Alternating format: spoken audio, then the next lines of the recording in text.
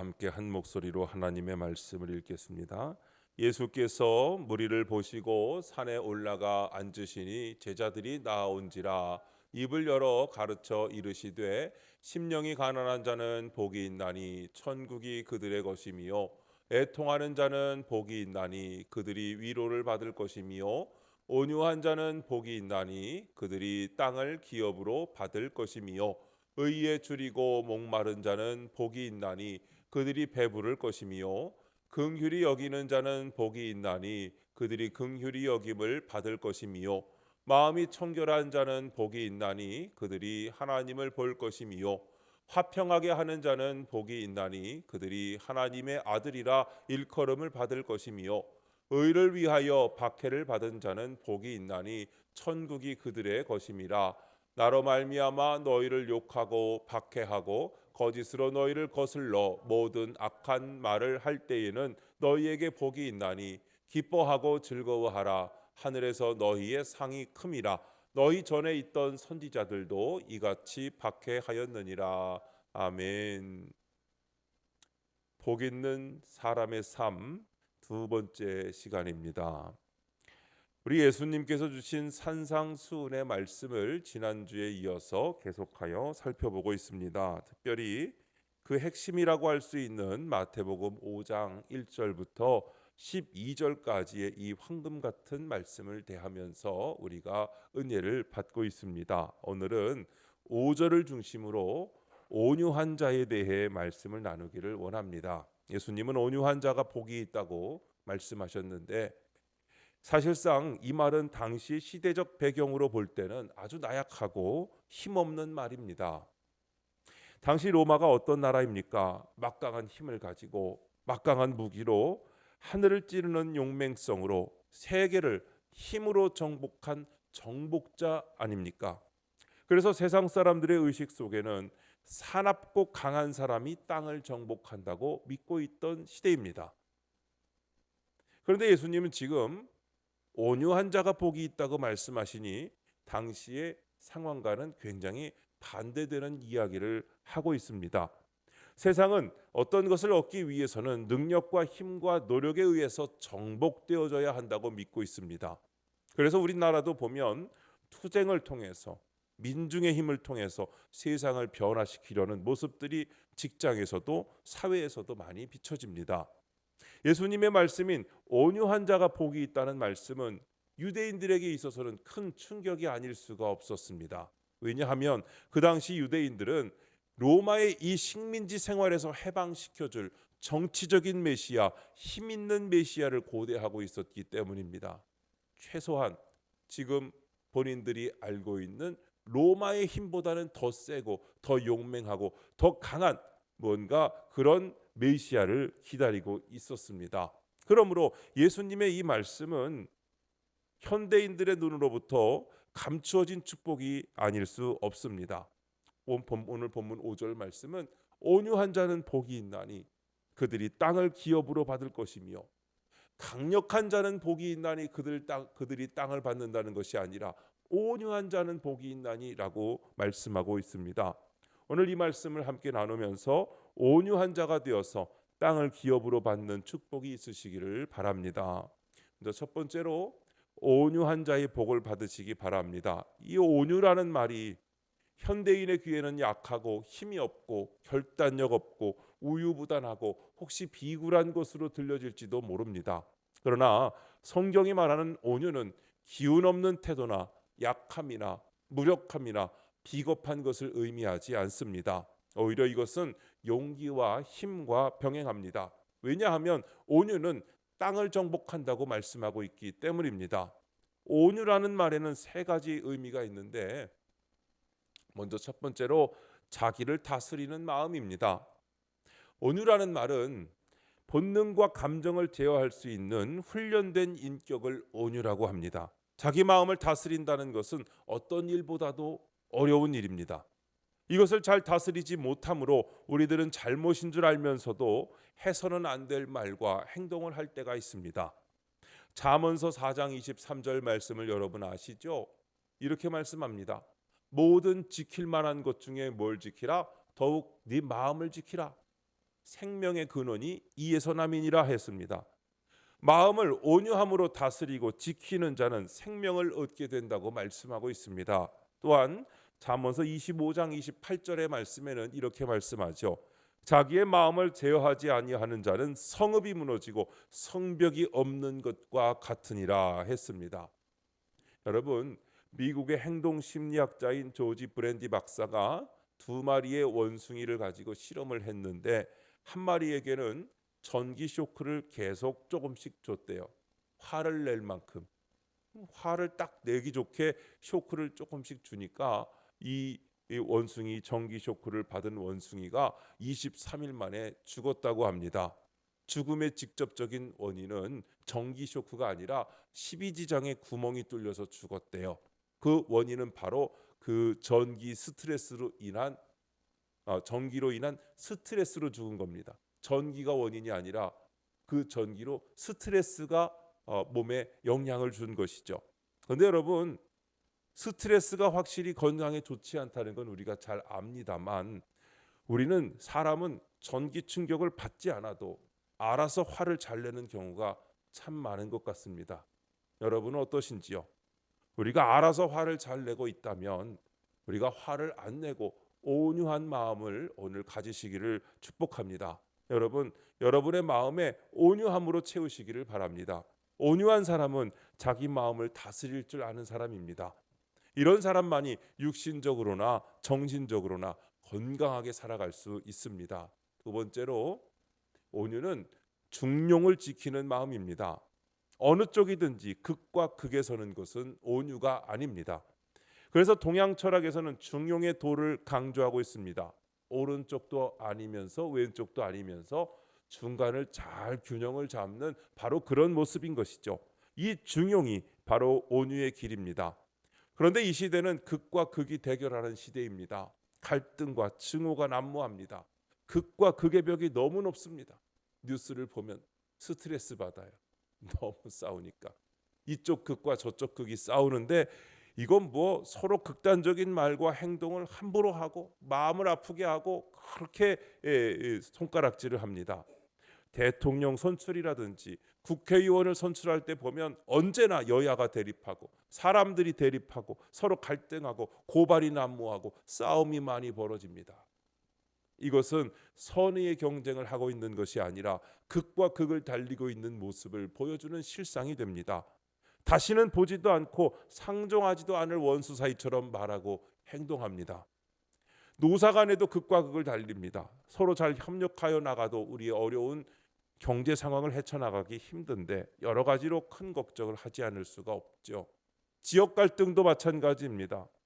일부러 갈등을 일으키는 사람들이 있습니다. 잘못인 줄 알면서도 자신의 이익이라면 망국적인 지역 갈등을 적당히 이용하는 경우가 있지요. 온유는 이 두 극단에 서지 않는 것을 말합니다. 중용을 지킬 줄 아는 마음입니다. 세 번째로, 온유의 의미는 수용하고 인내하는 마음입니다. 하나님의 섭리와 방법에 대해 원망하지 않고 낙심하지 않으며 그대로 수용하는 것입니다. 이런 마음을 가진 사람은 하나님을 전적으로 신뢰하고 순종하며 의탁하게 됩니다. 여러분, 성경에 나오는 인물 가운데 욥이나 요셉이 이런 삶을 살았습니다. 이렇게 살아나가기 위해서는 인내심이 필요합니다. 여러분, 사나운 짐승이 훈련을 받아 주인의 명령에 잘 따르고 순종하는 단계가 되었을 때, 어디에 내놔도 손색이 없을 때 주인이 됐다라고 말하는데, 이때 온유라고 하는 프라우스라는 단어를 쓴다고 합니다. 그 단어와 이 단어가 같은 단어입니다. 그러므로 이 말은 모든 본능과 열정이 훈련과 통제 아래에서 길들여진 마음, 그래서 모든 일을 잘 참고 견디는 마음이 바로 온유입니다. 야고보서 1장 4절에 보니까 이렇게 말씀합니다. 인내를 온전히 이루라. 이는 너희로 온전하고 구비하여 조금도 부족함이 없게 하려 함이라. 아멘. 온유한 마음이란 자기를 다스리는 마음입니다. 중용을 지키는 마음입니다. 그리고 모든 것을 수용하고 인내하는 마음입니다. 여러분, 그리스도인의 온유함은 인간이 근본적으로 가지고 있는 성품이 아닙니다. 예수 그리스도로 말미암아 거듭난 사람만이 가지는 독특한 성품인 것을 믿으시기 바랍니다. 하나님의 은혜로 말미암아 변화된 모습 중에 하나인 것을 우리가 알아야 합니다. 그러니 여러분 안심하십시오.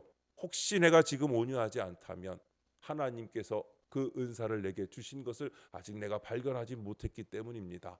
그 온유가 내 안에 있는 것을 알고 하나님 나에게 주셨으니 그 온유함이 여러분에게 나타나시기를 주님의 이름으로 축원합니다. 온유는 나를 엄하게 다룰 수 있는 힘을 가졌음에도 불구하고 부드럽게 관대하게 대하는 사람의 미덕입니다. 온유한 사람이란 칭찬을 받을 때에도 교만해지지 않고 조롱과 무시를 당할 때에도 화를 내지 않고 하나님을 의지하는 사람입니다. 온유란 무례함을 끈기 있게 견디어냅니다. 참된 온유는 언제나 하나님 뜻에 복종하는 것입니다. 한 가지를 구별하시기 바랍니다. 그런데 온유한 사람은 화도 안 내고 불의한 것도 무조건 참고 넘어가는 것은 아니라는 겁니다. 예수님은 자신이 받은 모욕과 수치에 대해서는 화를 안 내셨습니다.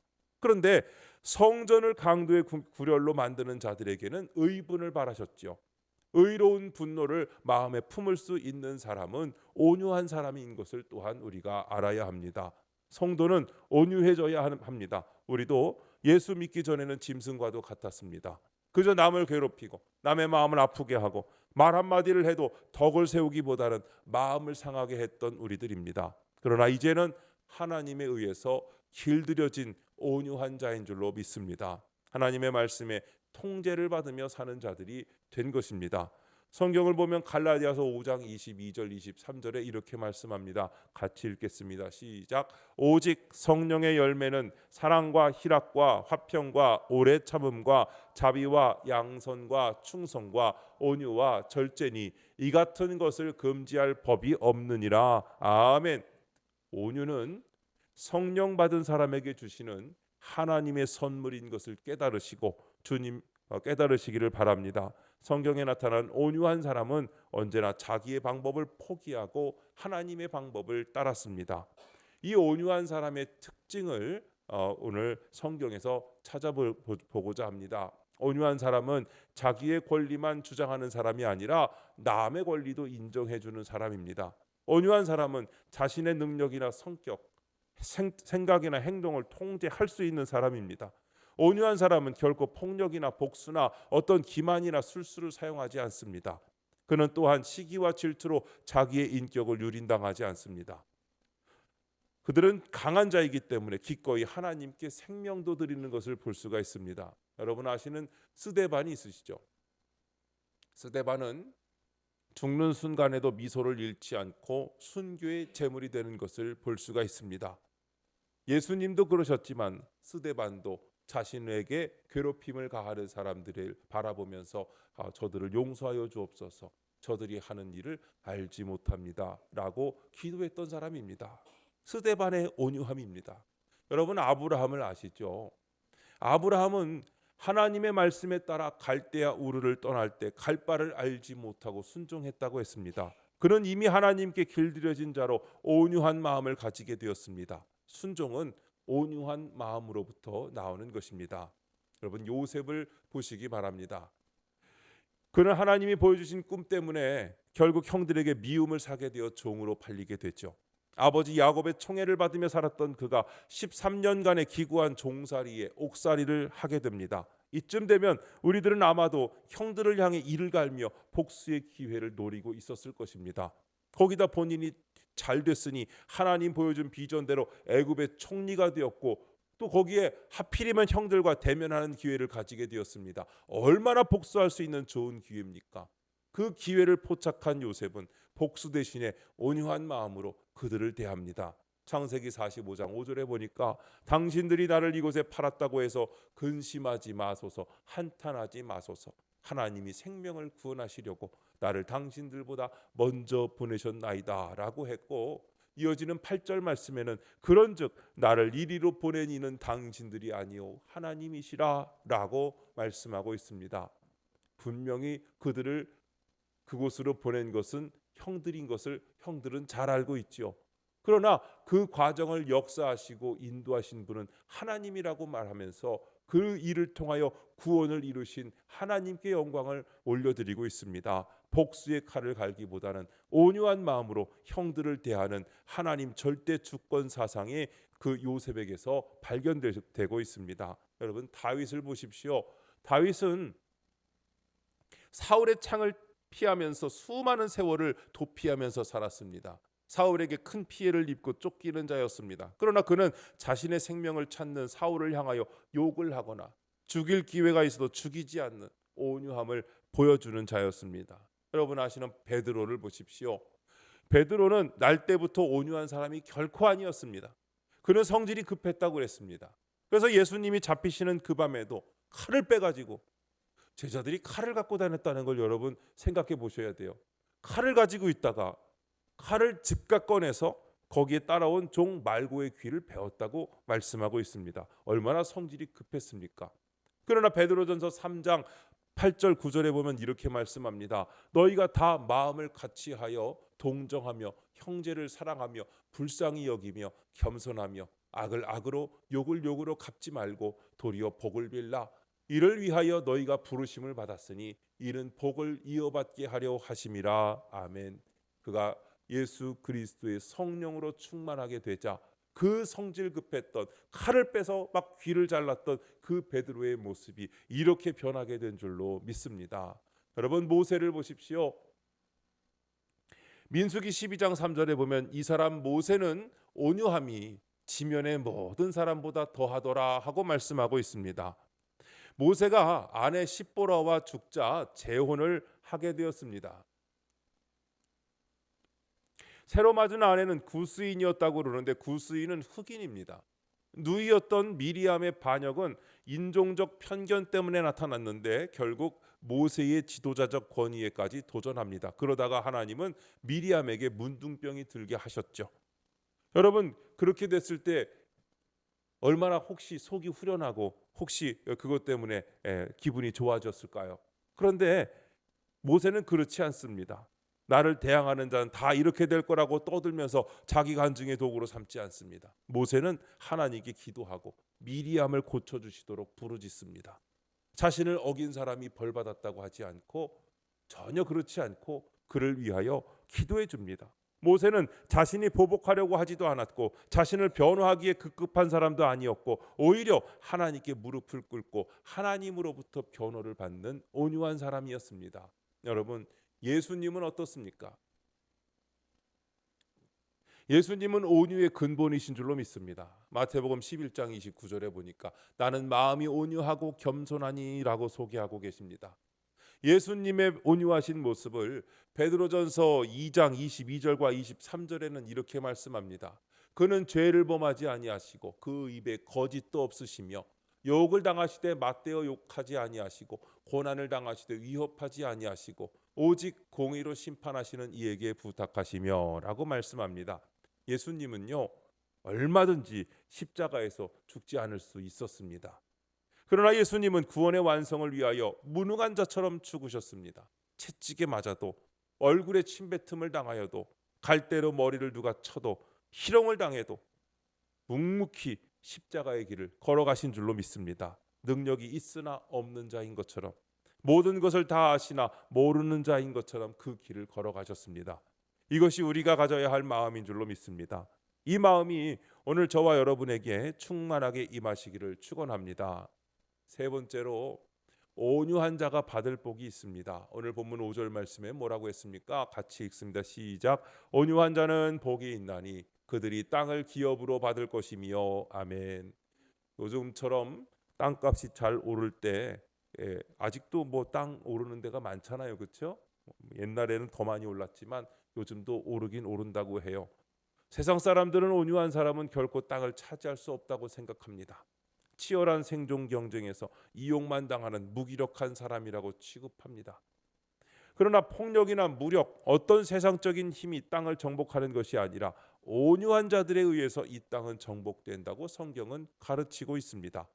세상의 많은 영웅호걸들이 그들의 시대마다 무력과 힘으로 세상을 정복하려고 했지만 모두 다 꿈이 깨지고 말았습니다. 어쩌면 한순간은 승리했을지 모르지만 그들은 영원한 패배자가 되었습니다. 그러나 오직 한 분 예수 그리스도만이 사랑과 용서와 온유로 세계를 정복한 줄로 믿습니다. 여기서 땅을 기업으로 받는다라는 말은 궁극적으로 새 하늘과 새 땅, 즉 천국을 의미합니다. 새 하늘과 새 땅, 곧 천국은 온유한 자에게 하나님께서 약속하신 축복의 땅인 줄로 믿습니다. 이 땅에 우리는 하나님 오라고 하실 때 이 세상의 모든 것을 그대로 놔두고 빈손으로 그 나라에 들어갑니다. 우리들이 그토록 사모하는 천국은 온유한 자에게 주어지는 줄로 믿습니다. 세상적인 관점에서 보면 아마 부동산 투기업자들이 땅을 많이 차지할 것입니다. 저들은 여러 가지 정보와 투기로 많은 땅을 차지할지도 모릅니다. 그러나 저들이 우리에게서 빼앗지 못하는 기업이 있습니다.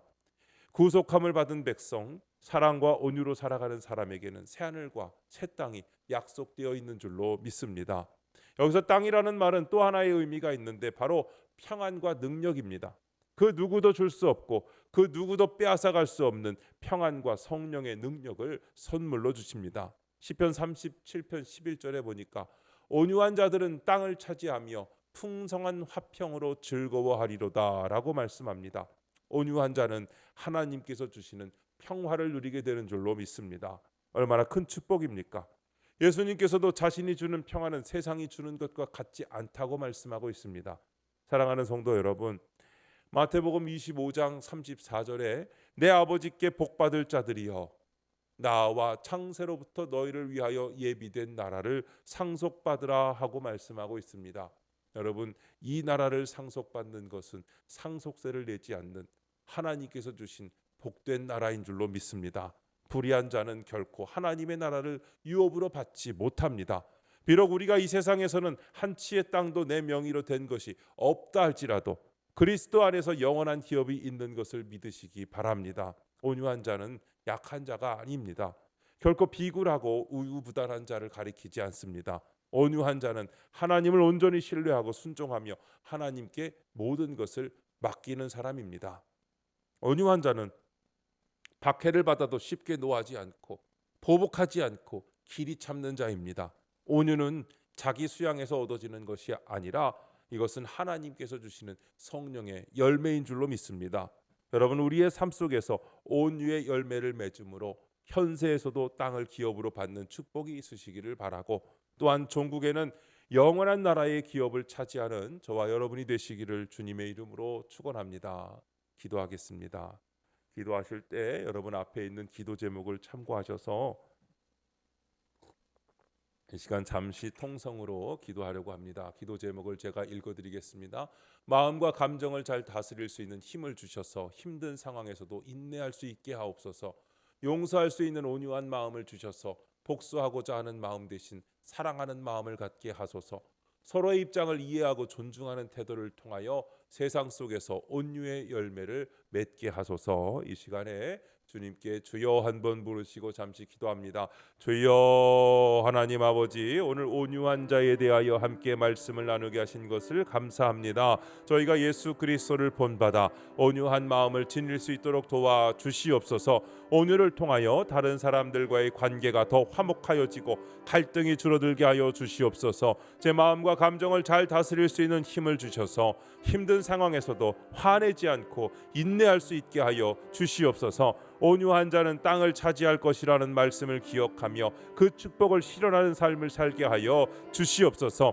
모든 상황 속에서 하나님의 계획을 온전히 신뢰하고 따를 수 있도록 저희들의 마음을 겸손하게 이끌어 주시옵소서. 예수님처럼 고난과 욕을 당할 때에도 분노하지 않고 주님께 의탁하게 하여 주시옵소서. 다른 사람을 용서할 수 있는 온유한 마음을 주셔서 복수하고자 하는 마음 대신에 사랑하고 아끼는 마음을 갖게 하여 주시옵소서. 세상을 살아가며 극단적인 감정과 행동을 피하도록 하시고 항상 중용을 지키는 사람이 되게 하여 주시옵소서. 서로의 입장을 잘 이해하고 존중하는 태도를 통하여 세상 속에서 온유의 열매를 맺게 하여 주시옵소서. 주님의 은혜와 사랑을 느끼며 모든 기쁜 일과 힘든 일에서 온유함으로 반응할 수 있도록 주님 도와 주시옵소서. 여기 모인 모든 자들과 또한 우리 모든 임마누엘 교회 성도들이 온유함으로 하나님 주시는 나라를 소유할 수 있도록 주님 함께하여 주시옵소서.